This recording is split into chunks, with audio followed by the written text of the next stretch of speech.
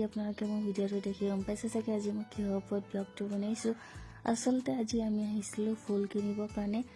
তাতে বাটতে দেখিছোঁ না ইমান ধুনীয়াকৈ গুটি বিকিছে। আপোনালোকে ফুলৰ গুটি আছে তাত ল'ব পাৰে।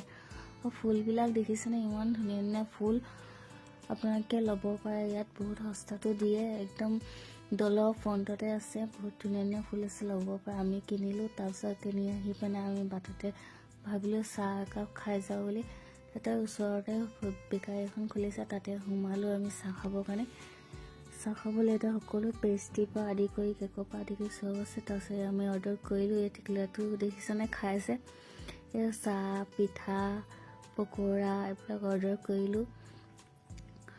কৰি মেলি এতিয়া খাই আছোঁ। খোৱাৰ পিছত আমি ঘৰলৈ যাম আৰু এগৰাকী বৌ চাহ খাই আছে। এয়া ময়ো খালোঁ। খাই মেলি এতিয়া ফাইনেলি আমি এতিয়া ঘৰলৈ আহি আছোঁ। আৰু আপোনালোকে মোৰ ব্লগটো চাই কেনেকুৱা পালে আপোনালোকে নিশ্চয় কমেণ্টত জনাব। এয়া আমি ঘৰ আহি পালোঁ। এইকেইটা ফুল আমি ল'লোঁ। ৰ'জকেইপা দেখি মানে ল'বই পৰা নাই, ইমানেই ধুনীয়া লাগিছে।